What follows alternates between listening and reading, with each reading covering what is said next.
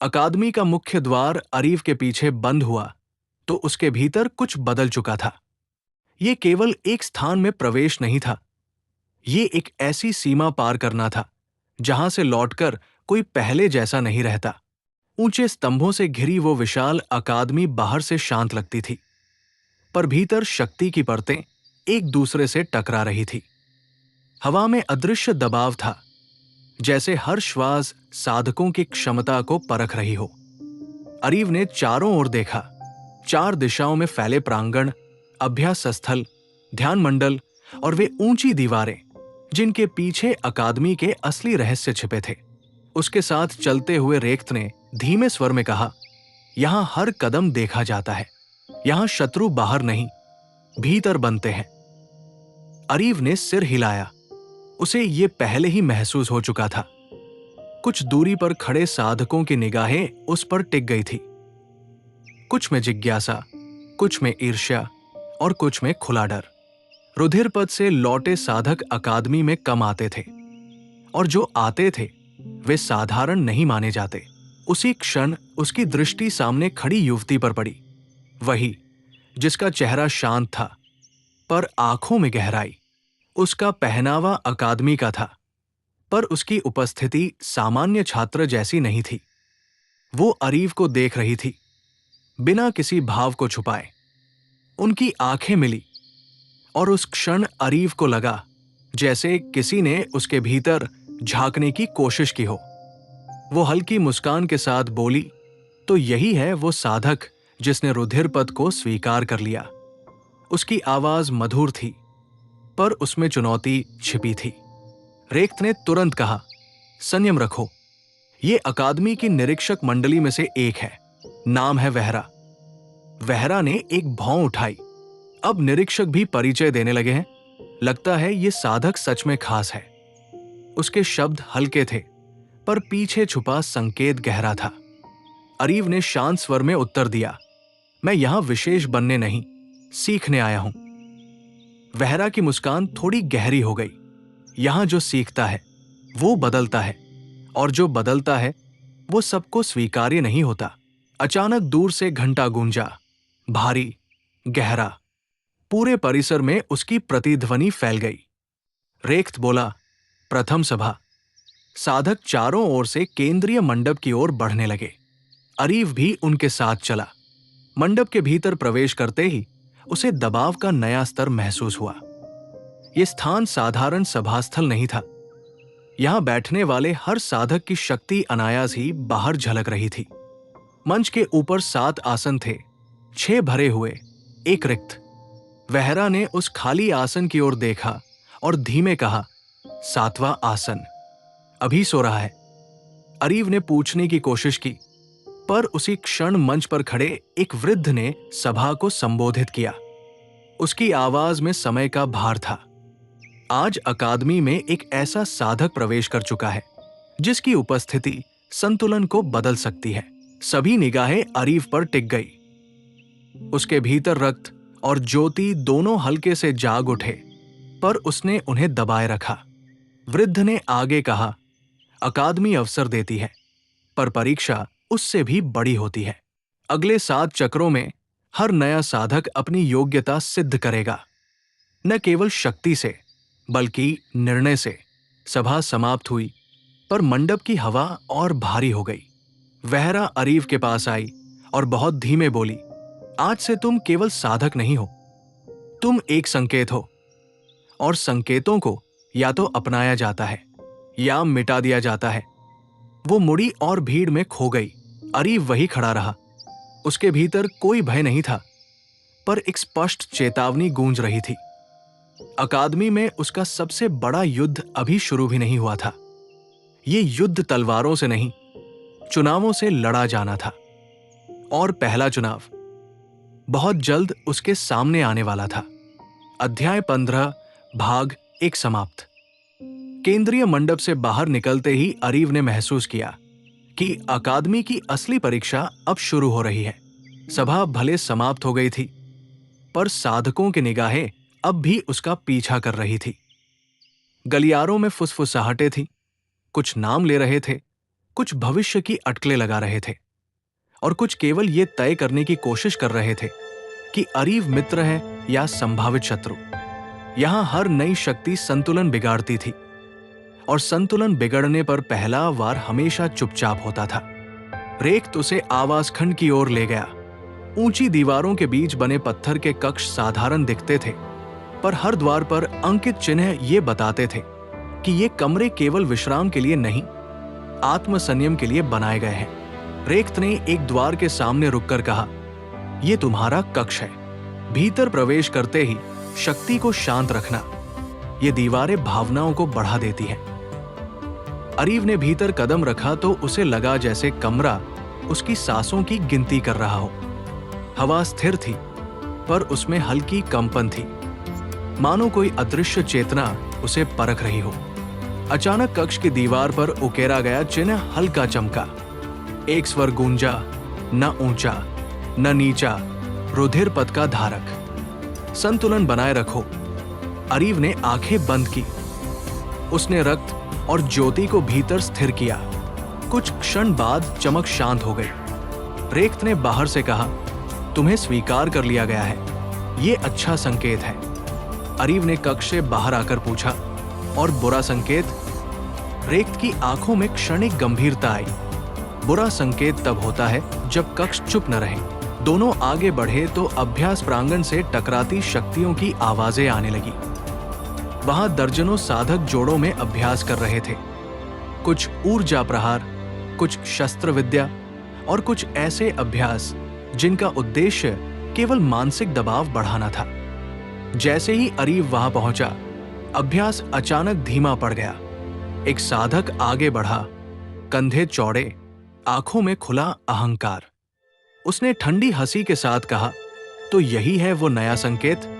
दिखने में तो साधारण लगता है।" रेख्त कुछ कह पाता उससे पहले अरीव ने शांत स्वर में कहा, "मैं यहां किसी को प्रभावित करने नहीं आया।" साधक की हंसी और तेज हो गई। अकादमी में ये विकल्प नहीं होता।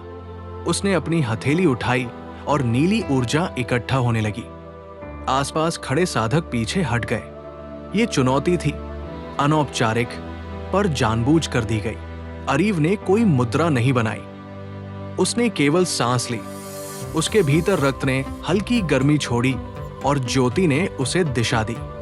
जैसे ही सामने वाले ने प्रहार छोड़ा, अरीव ने कदम हटाकर ऊर्जा को छूने भर से मोड़ दिया। नीली लहर दिशा बदलकर जमीन से टकराई और पत्थर चटक गया। पूरा प्रांगण कुछ क्षण के लिए मौन हो गया। चुनौती देने वाला साधक स्तब्ध था। ये हार नहीं थी, पर स्पष्ट संदेश था। वहरा कहीं दूर से ये दृश्य देख रही थी। उसकी आंखों में अब केवल जिज्ञासा नहीं, गणना थी। वो बुदबुदाई, वो लड़ नहीं रहा, वो नियंत्रित कर रहा है। रेख्त ने अरीव के कंधे पर हाथ रखा। यही सबसे खतरनाक बात है। अरीव ने प्रांगण की ओर देखा। उसे समझ आ गया था, अकादमी में हर दिन एक परीक्षा होगी और हर परीक्षा में कोई न कोई उसे गिराने की कोशिश करेगा। पर वो अब पीछे नहीं हट सकता था, क्योंकि ये स्थान केवल साधकों को नहीं, उनके भविष्य को भी गढ़ता था। और अकादमी ने अभी उसके सामने अपना पहला वास्तविक शत्रु प्रकट भी नहीं किया था। अध्याय 15 भाग 2 समाप्त। अभ्यास प्रांगण से लौटते समय अरीव ने महसूस किया कि अकादमी की हवा अब उसे अलग तरह से छू रही है। पहले जहां यह स्थान केवल पत्थर, नियम और अनुशासन था, अब वही गलियारे किसी अदृश्य चाल से भरे लग रहे थे। हर मोड़ पर कोई न कोई दृष्टि उसका पीछा कर रही थी, खुली नहीं, छुपी हुई। ये वो जगह थी जहां शक्तियां नहीं, इरादे पहले टकराते थे। रेख्त ने धीमे स्वर में कहा, "आज जो हुआ वो केवल प्रदर्शन नहीं था। तुमने कुछ लोगों को शांत किया है और कुछ को उकसाया है।" अरीव ने उत्तर नहीं दिया। वो भीतर ही भीतर उस क्षण को दोहरा रहा था जब उसने नीली ऊर्जा को मोड़ा था। उसे आश्चर्य हुआ कि उसे जोर नहीं लगाना पड़ा, जैसे रक्त और ज्योति ने स्वयं रास्ता चुन लिया हो।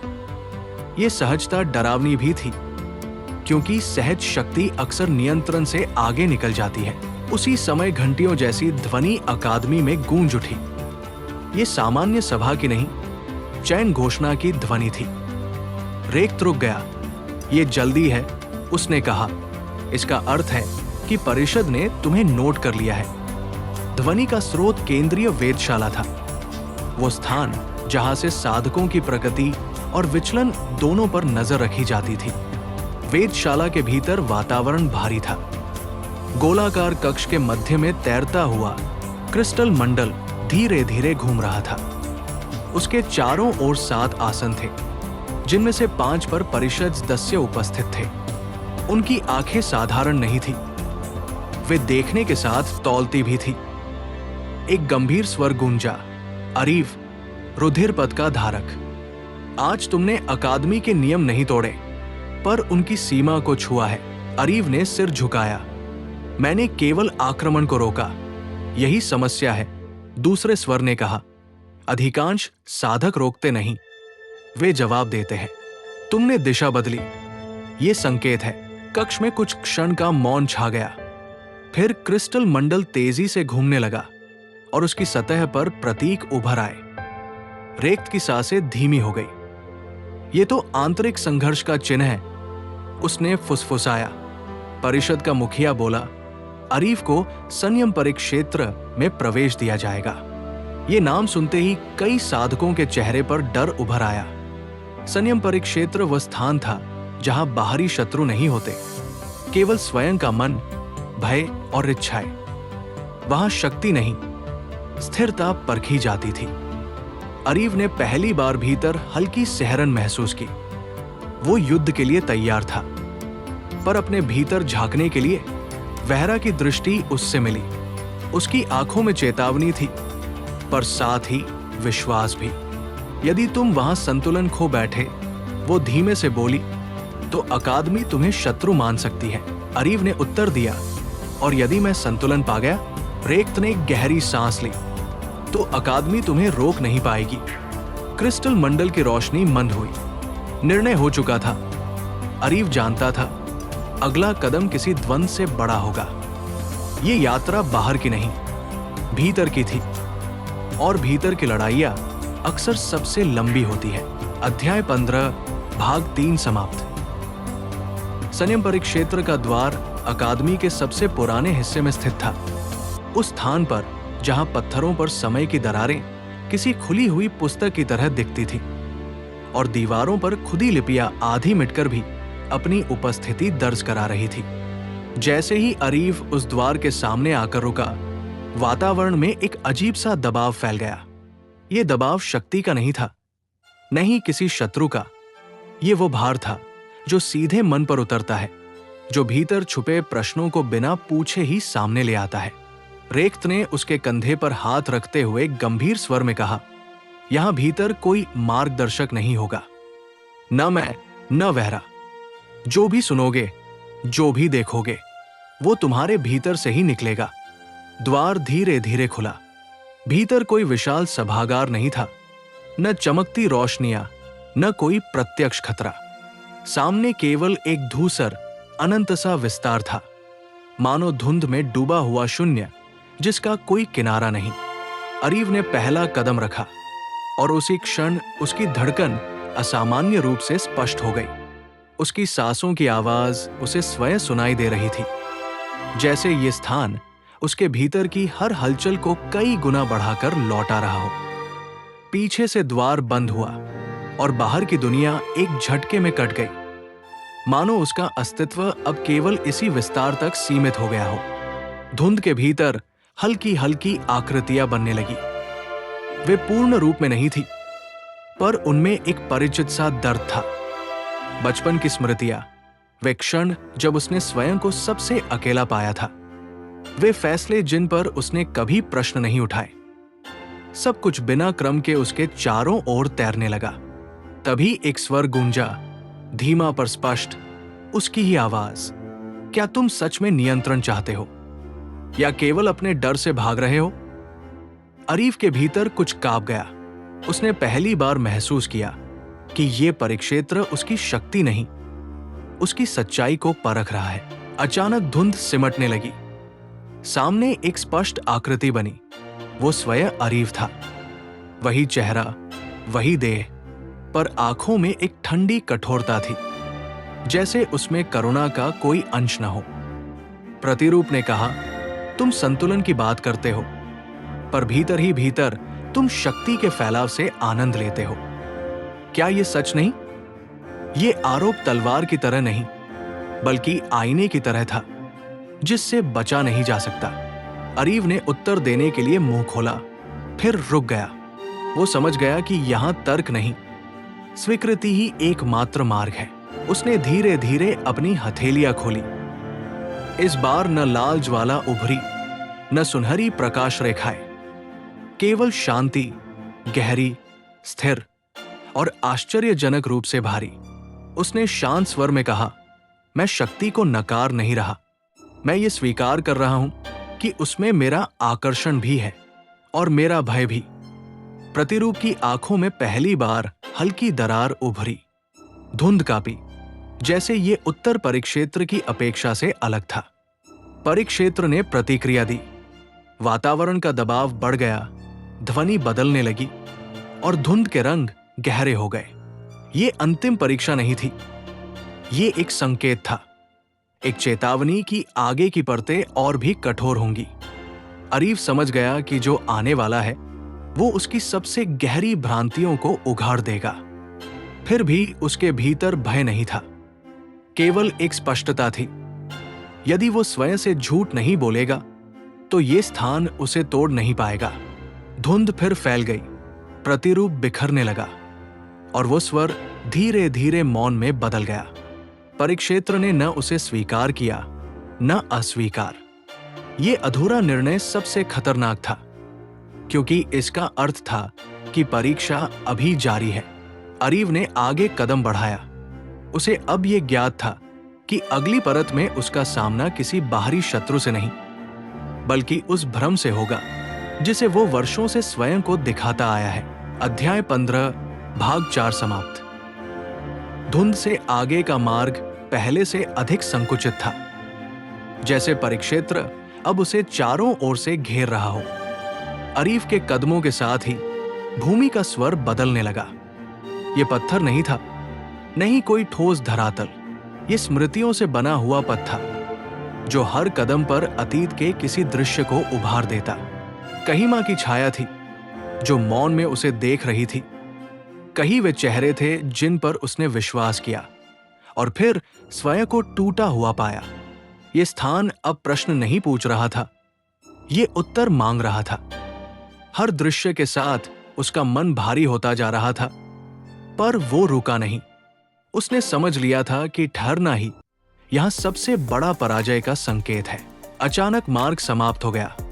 सामने एक गोलाकार विस्तार था, जिसके मध्य में एक स्थिर प्रकाश जल रहा था, न लाल न सुनहरा, बल्कि एक फीका धूसर उजास जो आंखों से अधिक मन पर असर डालता था।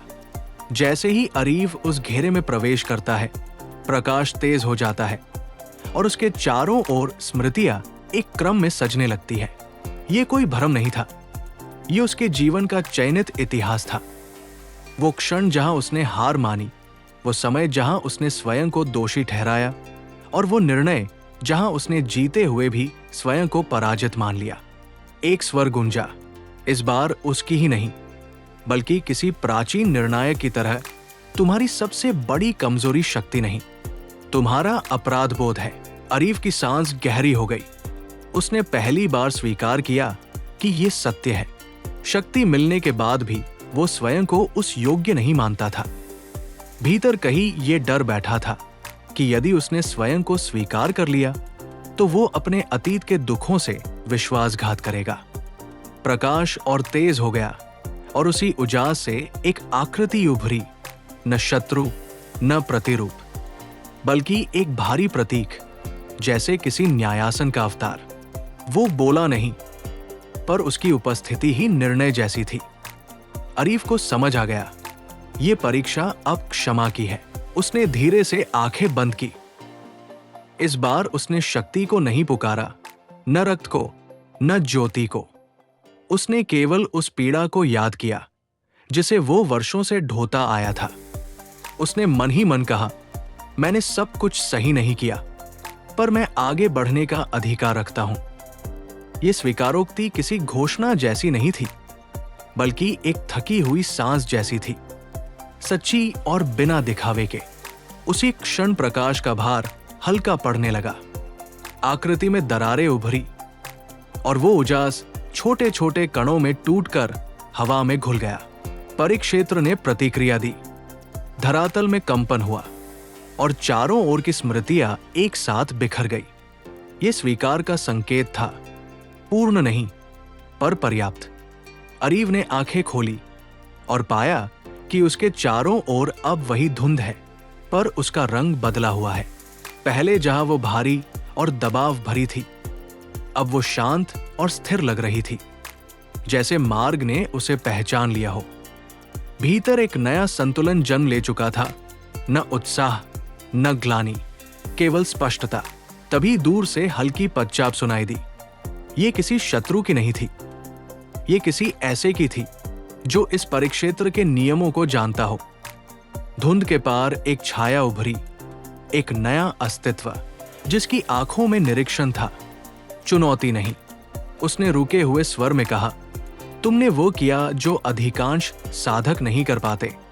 तुमने स्वयं को क्षमा किया, पर याद रखो, ये अंत नहीं है।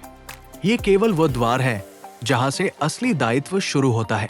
अरीव ने उस आकृति की ओर देखा। उसके भीतर कोई भय नहीं था, पर सतर्कता अवश्य थी।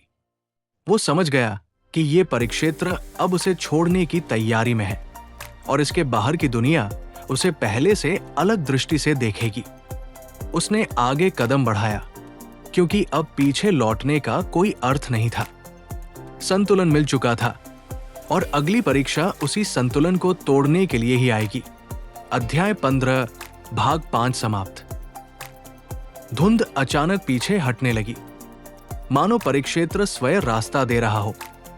अरीव ने महसूस किया कि उसके पैरों के नीचे का धरातल अब स्मृतियों से नहीं, बल्कि ठोस वास्तविकता से बना है।